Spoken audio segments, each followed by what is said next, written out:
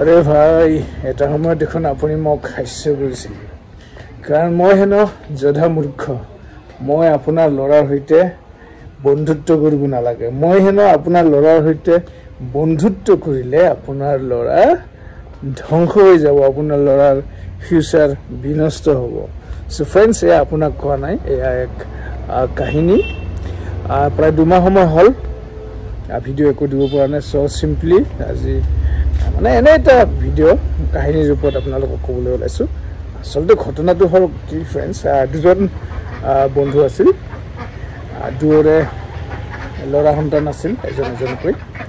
এজনৰ লৰাৰ মানে পঢ়া শুনা বহুত ভাল আৰু আনজন বন্ধুৰ লৰাজনৰ পঢ়া শুনা একেবাৰে বেয়া সো যেতিয়া ৰিজাল্ট দিয়ে মানে ৰিজাল্ট দিলে যিজন বন্ধুৰ মানে লৰাজন পঢ়া শুনাৰ একেবাৰে কেঁচা তেতিয়া কি হয় হেদিনাখন আৰু ক'ত যে থাকে তাৰ কোনো মানে নাপাত্তা আৰু মানে লাজ কৰে ৰিজাল্ট বেয়া হ'ব পাৰ্চেন্টেজ বেয়া সো এনেকৈ লাহে লাহে কি হ'ল সেই বন্ধুজন মানে স্কুল পঢ়া শুনা এই সকলোখিনি বাদ দিব লগা হ'ল কাৰণ পঢ়া শুনাত কেঁচা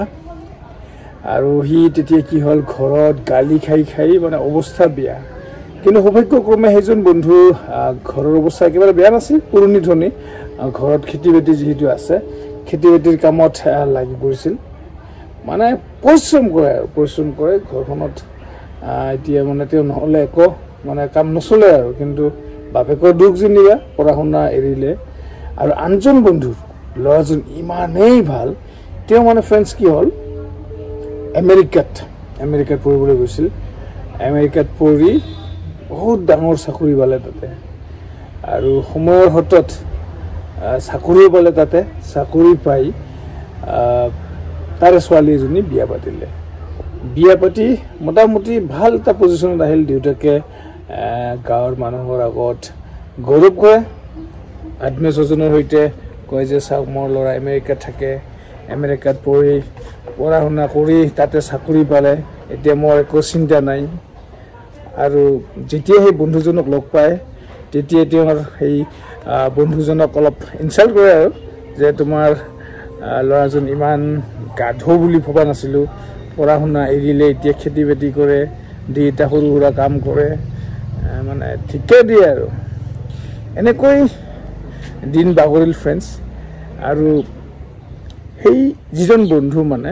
বন্ধুৰ ল'ৰাজন পঢ়া শুনাত কেঁচা তেওঁ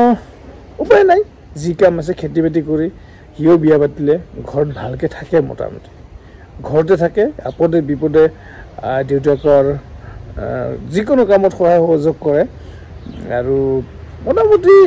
যদিও চাকৰি নাই সুখী বুলিয়ে ক'ব পাৰি আৰু এই যে আমেৰিকাত থাকে সেই বন্ধুজনৰ মানে ল'ৰাজন তেওঁ আৰু ঘৰৰ পিনে আৰু আহিব যে লাগে সেইটো নাম নোলোৱা হ'ল তাতে থাকে এতিয়া ঘৰত নাহে দেউতাকৰ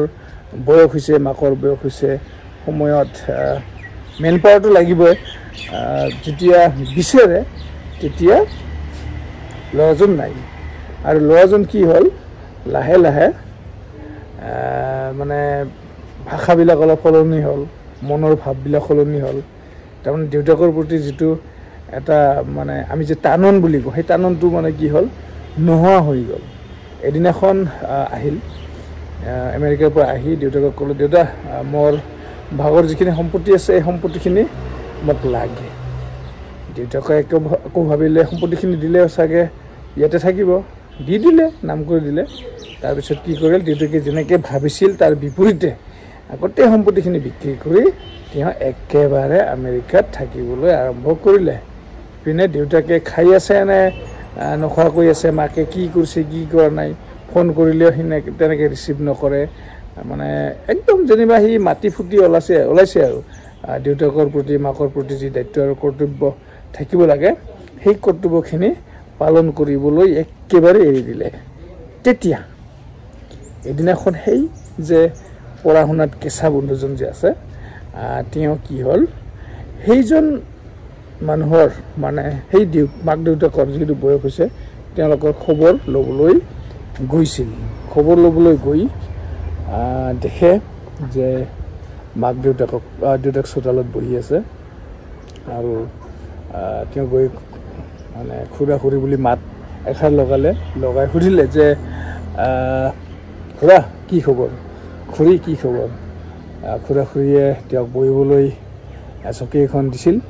দি ক'লে যে বাবা তুমি আমাক ক্ষমা কৰিবা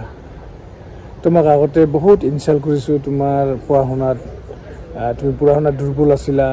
তোমাক মূৰ্খ বুলি কৈছিলোঁ মোৰ ল'ৰাক বহুত ভাল বুলি প্ৰশংসা কৰিছিলোঁ যিহেতু আমেৰিকাত পঢ়ি আছিল তেতিয়া এতিয়া চাকৰি পালে তাতে বিয়া পাতিলে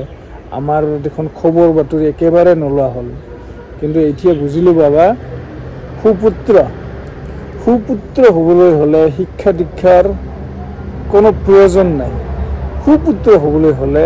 এখন পবিত্ৰ হৃদয় থকাৰ দৰকাৰ মাক দেউতাকৰ প্ৰতি যি মৰম আৰু স্নেহ সেইখিনি থকাৰ দৰকাৰ গতিকে আমাক ক্ষমা কৰিবা তুমি এতিয়া তোমাৰ দেউতাকক চাই আছা যদিও তোমাৰ ভাল চাকৰি নাই লিখা পঢ়াত তুমি কেঁচা তথাপিও ঘৰতে থাকি মাক দেউতাকক শুশ্ৰূষা কৰি আছা তেওঁলোকৰ অভাৱ অনাটনবিলাক দূৰ কৰি আছা যেনেকৈ যেতিয়া প্ৰয়োজন হয় তুমি কাষতে থাকা গতিকে বাবা তুমিয়ে সুপুত্ৰ মোৰ ল'ৰাক মই ইমান কষ্ট কৰি পঢ়ালোঁ কিবা এটা আশা কৰি ময়ো সপোনত ভবা নাছিলোঁ যে এদিনাখন সি পঢ়া শুনা কৰি আমাক এৰিব আৰু একেবাৰে আমাক এৰি বাহিৰত থাকিব এতিয়া মোৰনো কি লাভ হ'ল মই যে মোৰ ল'ৰাক লৈ গৌৰৱ কৰিছিলোঁ মোৰ ল'ৰা আমেৰিকাত থাকে ভাল চাকৰি কৰে মোৰ জানো কিবা লাভ হ'ল নিশ্চয় একো হোৱা নাই চ' বাবা মোক ক্ষমা কৰি দিবা দেই তেতিয়া সেই ল'ৰাজনে ক'লে একো নাই দে একো নাই এইখিনি কথা ক'বই দিচোন মোৰত পঢ়া শুনাত যেনিবা দুৰ্বল আছিলোঁ